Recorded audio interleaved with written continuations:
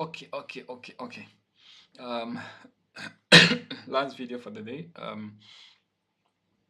So the finance minister, Dr. Ato Forson in Ghana, has said that not a single contractor will be paid until they are properly audited.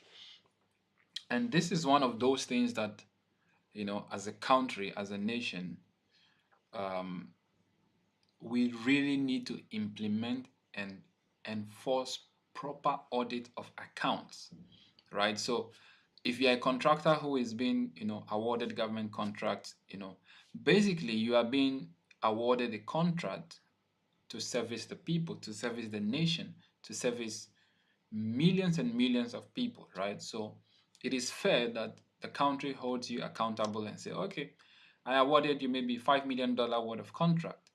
I need to investigate how much or how did you spend that money based on or based off what you had presented at the time of what bidding for the contract. What did you do with the money? What did you do with the resources?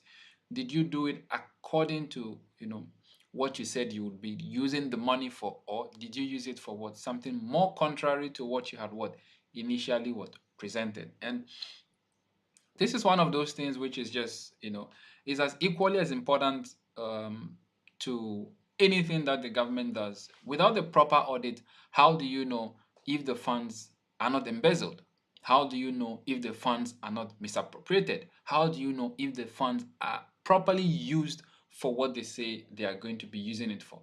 So imagine a case scenario where you award a contract of, let's say, $10 million, and $5 million is used to purchase private vehicles, and then $5 million is used to what? Probably do some inferior work or execute the work with the lowest of quality. That doesn't make sense. It doesn't favor anybody. It doesn't favor the nation. It doesn't even favor the contractor, right? So, what Dr. Ato Forson is doing, or what he has said, I am one of those who strongly believe a proper audit of account of public contractors or government contractors should be done before getting paid either an amount being owed to them or not. I know that there are different angles. There are certain projects that you can go for what private funding, you can go for sole sourcing, you can do joint contracts, joint projects, and all of that. But that should not stop your account from being audited.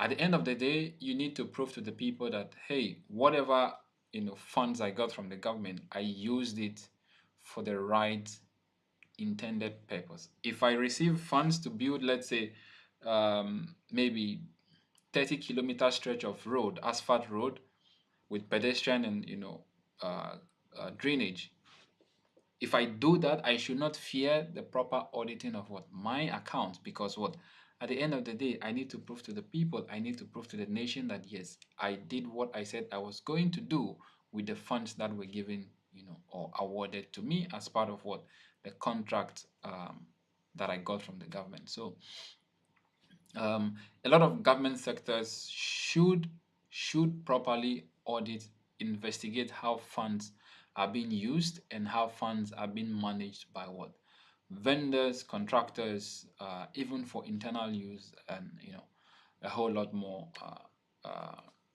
Whatever they want to do with these funds, right? So I'm one of those people who believe that accounts of the government should properly be audited. Account of what the subcontractors, account of the contractors should also be properly audited.